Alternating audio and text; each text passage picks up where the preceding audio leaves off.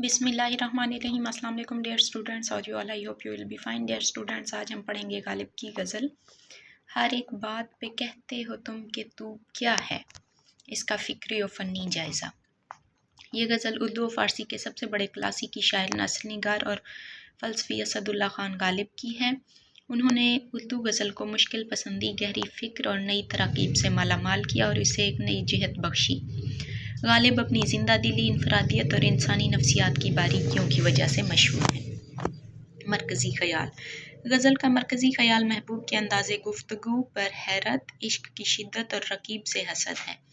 غالب اپنے محبوب کی شوق و تندی، جلا دینے والے عشق حقیقی یا مجازی کی کیفیت اور دنیاوی پرواہ نہ کرتے ہوئے خون جگر سے محبت کی تصدیق جیسے مضامین پر روشنی ڈالتے ہوئے نظر آتے ہیں۔ فکری جائزہ۔ پس منظر کیا ہے؟ یہ غزل غالب نے لکھی کیوں تھی؟ ایک بار بہادر شاہ ظفر کے استاد شیخ ابراہیم ذوق کو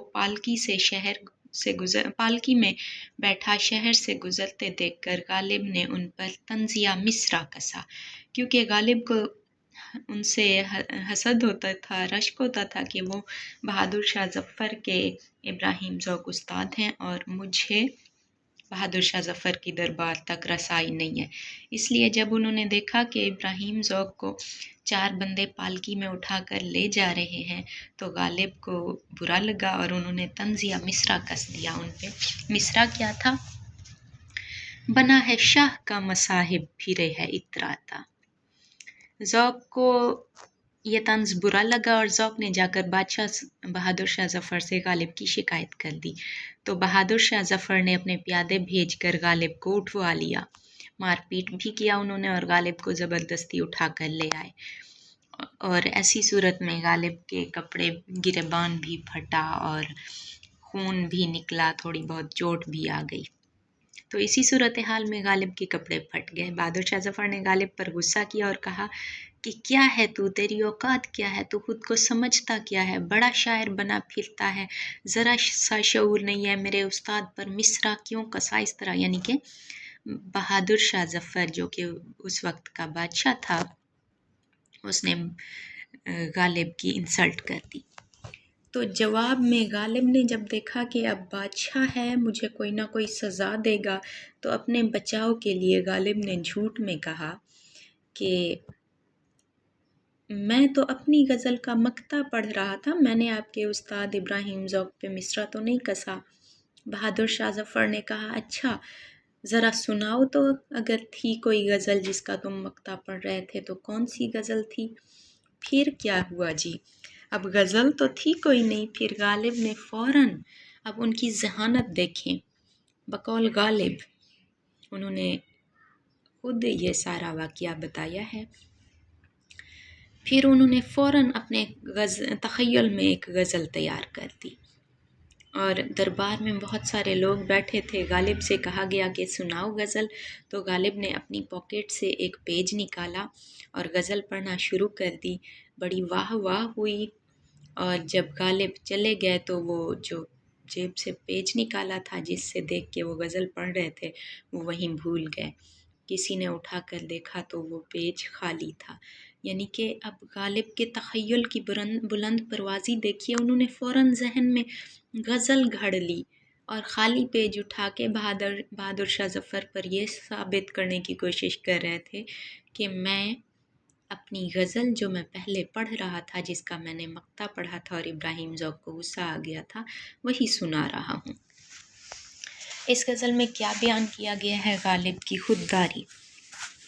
غزل کا مطلع غالب کی انا کا بھرپور اظہار ہے۔ محبوب جب تکبر سے پوچھتا ہے کہ تو کیا ہے، یعنی کہ بہادر شاہ ظفر نے جب اس سے کہا تھا کیا ہے تو خود کو کیا سمجھتا ہے، کیا اوقات ہے تیری، وغیرہ وغیرہ، تو غالب دفاعی پوزیشن لینے کے بجائے الٹا سوال کر دیتے ہیں کہ یہ انداز گفتگو کیا ہے، ایسے بات کی جاتی ہے کسی سے۔ یہ فکری رویہ ہے غالب کا کہ عاشق اپنی عزت نفس پر سمجھوتا نہیں کرتا۔ ہر ایک بات پہ کہتے ہو تم کہ تو کیا ہے، تم ہی کہو کہ یہ انداز گفتگو کیا ہے۔ یہاں غالب انسان کے سطحی رویوں اور غیر سنجیدہ سوالات پر طنز کرتے ہوئے کہتے ہیں کہ انسان اکثر چیزوں کی اصل حقیقت کو سمجھے بغیر سوال کرتا ہے۔ یہ وجودی فکر کی طرف اشارہ ہے کہ میں کون ہوں، حقیقت کیا ہے۔ عشق میں انتہا پسندی کا تصور۔ غالب کے نزدیک زندگی صرف محبت میں خون کے بہاؤ کا نام نہیں بلکہ احساس اور شعور کا معاملہ ہے۔ اگر آنکھ سے آنسو نہ نکلے تو خون کی علامت بے معنی ہوتی ہے۔ رگوں میں دوڑتے پھرنے کے ہم نہیں قائل، جب آنکھ سے ہی نہ ٹپکا تو پھر لہو کیا ہے۔ غالب کہتے ہیں کہ جب تک کوئی جذبہ اپنے اندرونی وجود سے نکل کر ظہور پذیر نہ ہو جائے یعنی غم عشق آنکھوں سے نہ بہے، تب تک اس کی کوئی حقیقت نہیں ہوتی۔ یہ فکر احساس کی شدت پر زور دیتی ہے۔ مابعد طبیعیاتی اور مادی کشمکش۔ غالب نے جنت کے تصور کو بھی اپنے رنگین مزاج اور فلسفیانہ انداز میں ڈھالا ہے۔ وہ کہتے ہیں کہ اگر جنت عزیز ہے تو صرف اس لیے کہ وہاں بادۂ گلفام یعنی سرخ شراب ملے گی۔ یہ ایک طرح سے مادی لذت اور روحانی انعام کے درمیان ایک ظریفانہ ربط پیدا کرنے کی کوشش ہے، جہاں وہ زہد خشک یعنی ظاہری پرہیزگاری پر طنز کرتے ہیں۔ وہ چیز جس کے لیے ہم کو ہو بہشت عزیز، سوائے بادۂ گلفام مشک بو کیا ہے۔ فنا اور لایانیت۔ غالب انسانی بے بسی اور فنا کی انتہائی گہری فکر کو پیش کرتے ہیں کہ جب مرکز جذبات دل ہی جل گیا تو اب راکھ کریدنے کا کیا فائدہ۔ یہ حاصل عشق کی لایانیت کی طرف اشارہ ہے کہ تباہی کے بعد جستجو بے معنی ہو جاتی ہے۔ جلا ہے جسم جہاں دل بھی جل گیا ہوگا، کریدتے ہو جو اب راکھ جستجو کیا ہے۔ یہاں غالب مادی اور روحانی فنا کو ایک ساتھ بیان کرتے ہیں۔ انسان جب مکمل طور پر جل جائے، تباہ ہو جائے تو اس کی خواہشات یعنی جستجو اور معنی بھی ختم ہو جاتے ہیں۔ یہ فکر موت کے بعد کی کیفیت پر بھی سوال اٹھاتی ہے۔ نفسیاتی مشاہدہ، رشک اور حسد۔ غالب نے رشک اور حسد کے درمیان ایک باریک نفسیاتی لکیر کھینچی ہے۔ یہ رشک ہے کہ وہ ہوتا ہے ہم سخن تم سے، وگرنہ خوف بد آموزی عدو کیا ہے۔ یہاں ان کی فکر یہ ہے کہ دشمن کی باتوں کا ڈر نہیں۔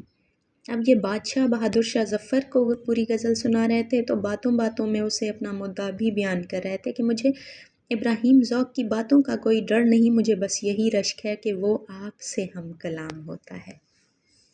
یہاں ان کی فکر یہ ہے کہ دشمن کی باتوں کا ڈر نہیں بلکہ تکلیف اس بات کی ہے کہ تم اسے بات کرنے کے لائق سمجھتے ہو تو کیوں۔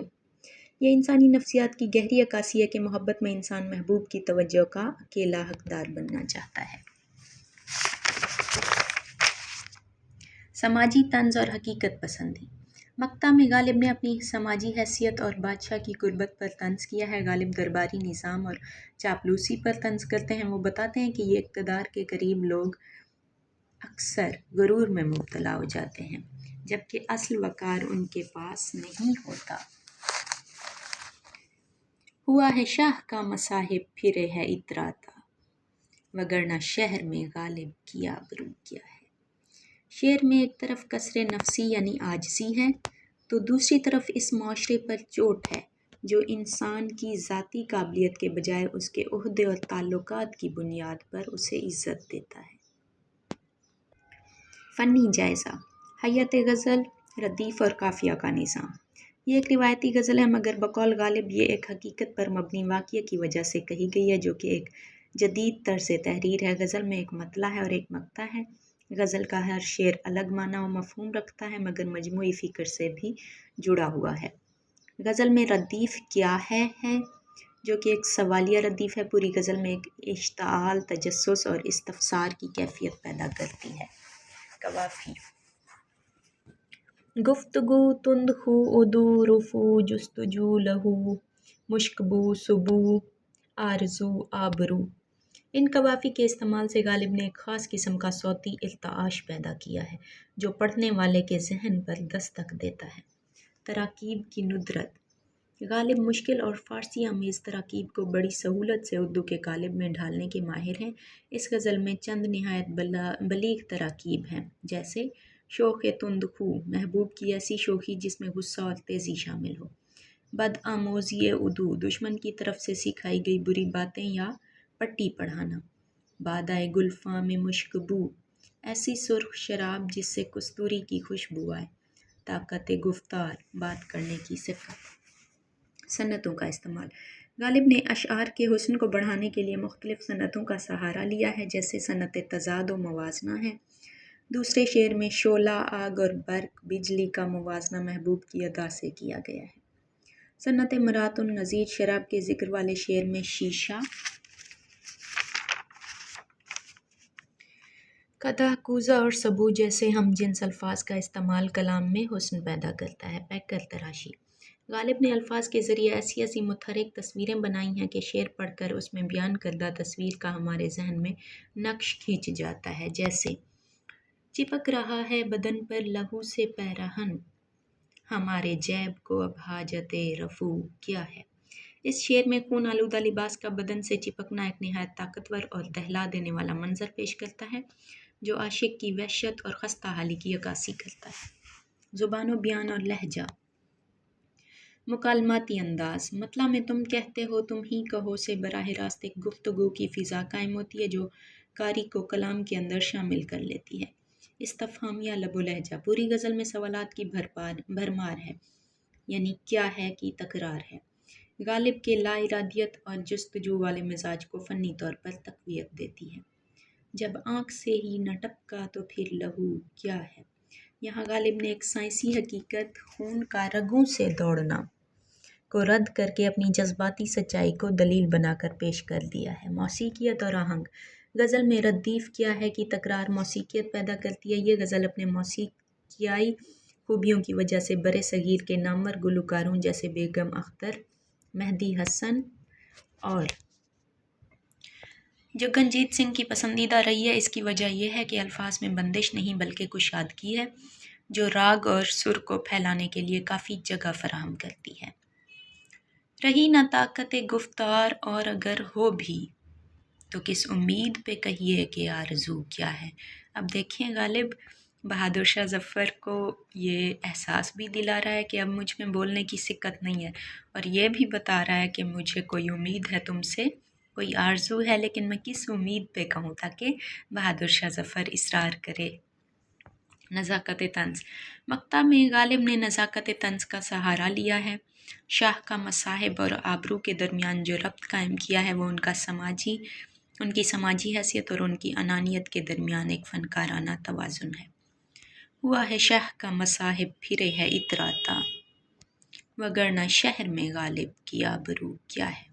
حاصل کلام۔ غزل میں انسانی خودداری اور جذبہ عشق کی وہ بے نیازی ہے جو مادی حدود سے ماورا ہو کر ایک فلسفیانہ رنگ اختیار کر لیتی ہے۔